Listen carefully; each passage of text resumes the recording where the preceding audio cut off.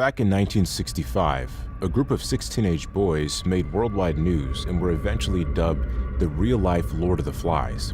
These boys made a single decision that caused them to go through what could only be described as the worst 15 months of their lives. This is the horrifying and true story of the Tongan castaways and how 6 teenagers managed to survive through 15 months of pure hell. Their story begins on the island of Tongatapu, where 6 boys whose ages ranged from 13 to 16 were all present in class at the St. Andrew's Anglican boarding school. The boys were named Mano Totau, Sione Fataua, Stephen Fatai, Kolo Fekitoa, David Fifita, and Luke Vekoso. Now, school for these boys wasn't like school for most kids their age, and in a way, it too could be considered a scary ordeal. Not only were they trapped on a very tiny island that was part of a conglomerate of islands known as the Kingdom of Tonga in the middle of the ocean, but they were also not at a regular school. I'm sure you've heard the horror stories from your parents or grandparents about attending boarding school. Well, it turns out a lot of those stories are true, and the nuns and priests who ran those schools typically did so with the Bible in their hand that they were ready to use as a weapon. Catholic boarding schools were notoriously strict, and the teachers often implemented physical punishments that vastly outweighed the offense that the student was being punished for. This means that day in and day out, while they were supposed to be learning, these boys and the others who attended the school were at risk of receiving a concussion from being hit over the head with the Bible. This mistreatment led the 6 teenagers to make a decision that they viewed as their only way out of what probably seemed more like a prison than a home. The boys all decided to run away together and escape from their home and hopefully move on with their lives. Little did the 6 teenagers realize at the time that they were going to face some unbelievable obstacles before they would ever consider themselves free. The first of which happened to be the question, how do you run away on an island? Well, the answer that the teens came up with wasn't a moral one, and on the day that they chose to run away, they actually stole a boat from an older fisherman. They waited until lunchtime and then made their escape. Stealing the boat was actually easier for the boys than you might expect, because the man was apparently very mean to them, so they didn't feel too bad. Now, believe it or not, the boys had a plan when they first set sail, but it wasn't as well thought out as they had hoped. After stealing the fisherman's boat, the 6 teenagers set sail toward what they thought was Fiji, where they believed they could start fresh and hopefully live a decent life. The first problem with the boys' plan was that they only packed a few supplies for their voyage. This included some fruit like bananas and coconuts, and a small gas burner to presumably cook any fish that they might catch. That's all they thought to bring though. There wasn't a single map or compass among the group, yet they still planned to sail across the open ocean from their tiny island to Fiji. This would have been quite the adventure had the boys actually been prepared, but I'm not sure if they actually knew how far Fiji was from their home. All in all, if the journey had been successful, they would have had to travel 474 miles across the open sea with minimal supplies. The naivete of the boys took over though, and they fully believed that the trip was possible, and with their spirits high, they officially set sail. The boys likely celebrated on the boat as they started their journey, but after all the time they had spent in school that week and studying, they were all pretty tired. That's why, only a few miles away from their home, they decided to anchor the boat and sleep for the night. The gentle swaying of the boat from the waves made it easy for the teens to relax, and one by one, they drifted off.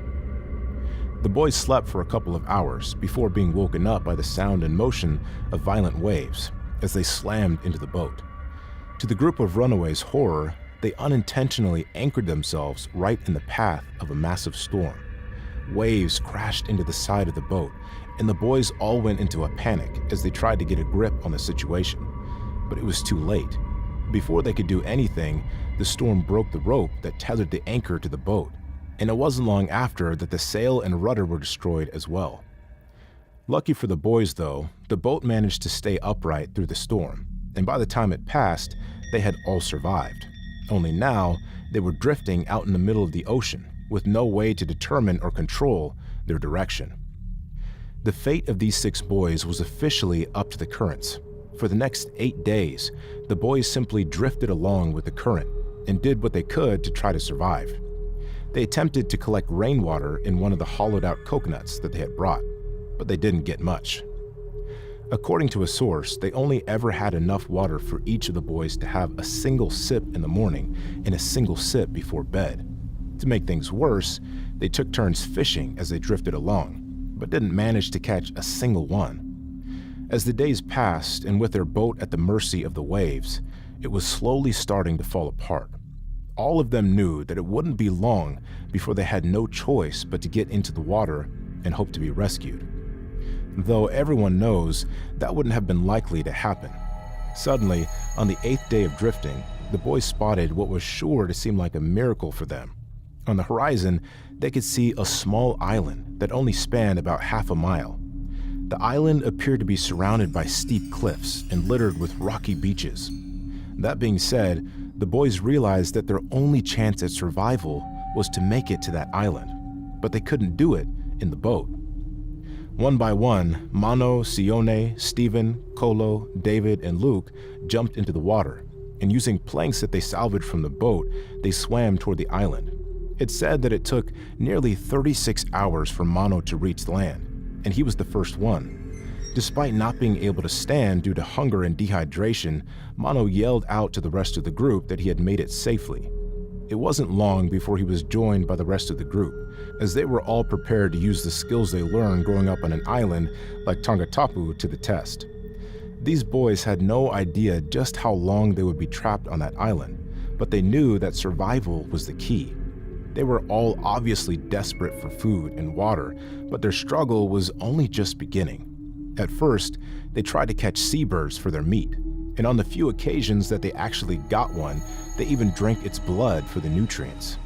At that point, all the boys had on them was an old knife blade and the skills that they had learned on their home island of Tonga. With this, they managed to dig out a small cave for themselves to use as shelter, and even started a fire that they were diligent enough to keep going for the entire time they were there.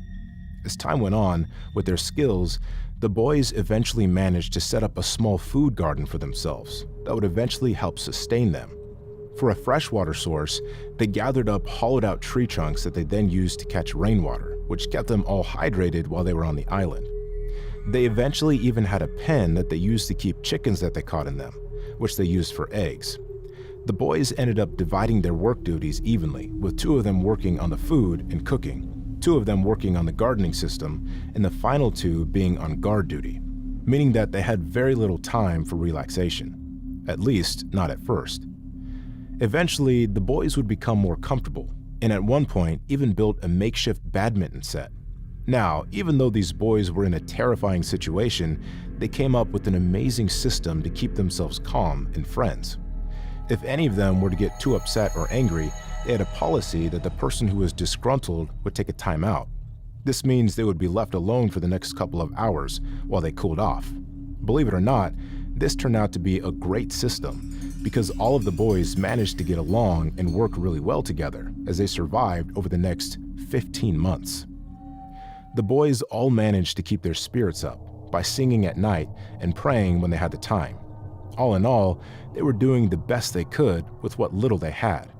And to think that they were only between 13 and 16 years old is crazy.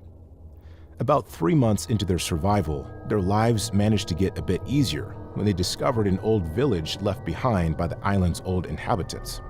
Near the village, they also found more food sources by way of bananas and wild taro. Now, just because they were starting to live comfortably on the island doesn't mean they wanted to be stuck there. The boys apparently spent a couple of months on the island building a raft that they hoped to sail away on. However, it hardly made it off the island before being smashed to pieces by waves crashing down on it. To make things worse for the boys, as they were looking around the island for more resources, one of them accidentally slipped and fell, breaking his leg. Now, for most people on a deserted island, a broken leg would be a death sentence, but these boys were determined. They managed to climb back down the cliff and then carry their friend back up it. Once they were at the top, they reset the broken leg and then stabilized it using sticks, twigs, and leaves. He wasn't able to work for a while, but his leg ended up healing quite well. For a total of 15 months, these boys were trapped on an island that they didn't even know the name of. And if I'm being honest, It was pure luck that they were ever found at all. This is where the story shifts perspective a bit, to the point of view of Peter Warner. He was the son of Arthur Warner, who happened to be one of the richest men in Australia at the time. Growing up, Peter was always expected to one day take over his father's business, which was involved in the manufacturing of radios. However, Peter wasn't very keen on taking over the family business, and he was more interested in finding his own passion. Of course, that also included spending as much time as he could relaxing and drinking. In a way, Peter was a lot like the teens who had become castaways. However, I don't think anyone could have expected Peter's lack of interest in his father's work to put him on the path to save those lost boys. You see, eventually, Peter decided to spend multiple years of his life sailing around the world. He visited places like Stockholm, Sweden, all the way to Hong Kong. He was able to do this because he promised his father that he would learn something that he could turn into a sensible career. However, he was more interested in the adventure and thrill of the open sea. Peter Warner eventually returned home after 5 years, but his love for the sea kept calling him back. He frequently went on fishing trips, which eventually led him to the waters surrounding Tonga. It was the winter of 1966, more than a year after the boys had disappeared. After his fishing trip was over, he decided to take a small detour before returning to Australia, and he was surprised to find an island that he didn't recognize. Little did he know, this island happened to be inhabited by a group of people who desperately needed his help. Peter slowly continued to pass the island, but out of curiosity, decided to take a closer look at it through his binoculars.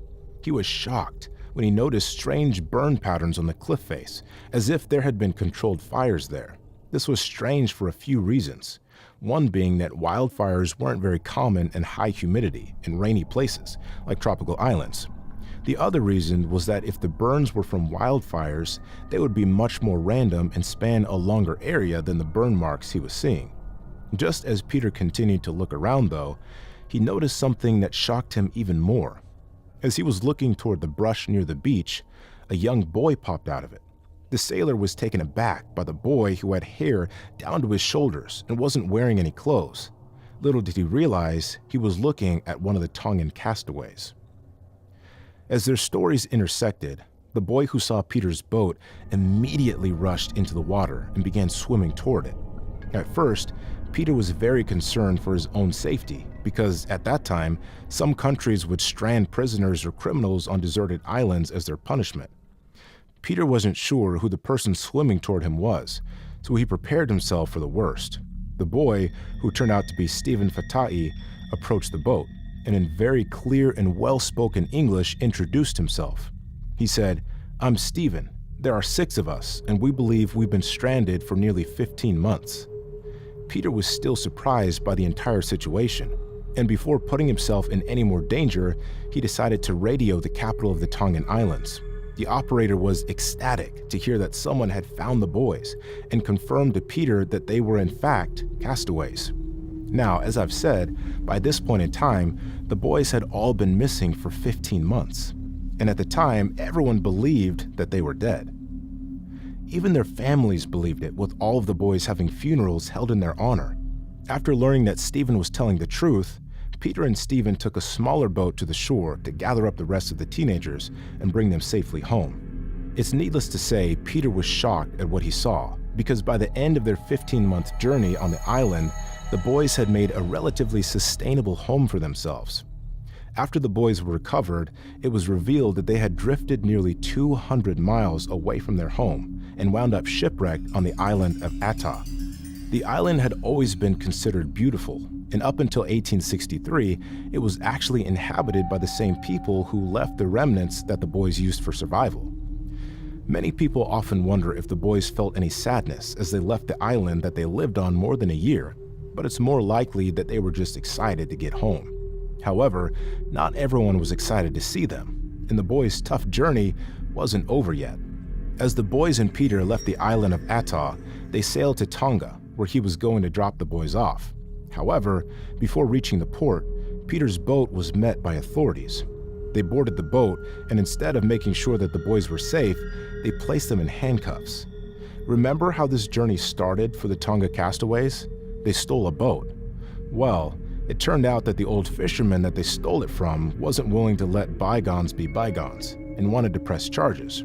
That means their island prison was quickly replaced by a real jail cell in Tonga. Lucky for the boys, Peter Warner saw potential in them, both as employees and as moneymakers who had a story. He used his family's connections in the radio industry to spread the story of the Tongan castaways, and eventually sold the rights to the boys' story to a movie company and a TV station in Australia. He even paid the old fisherman back for his boat and ensured that the boys were released. After all that Peter had done, the King of Tonga even gave the sailor the right to trap lobsters in Tongan waters, which allowed him to start a company for himself. A company that he actually used to employ the boys. The Tongan castaways eventually became lobster fishermen for Peter and helped him spread their story. Better yet, he kept them away from the abusive boarding school that they tried so desperately to escape. The story of the Tongan castaways is one that shows just how well people of any age can work together in the means of survival. But what do you think?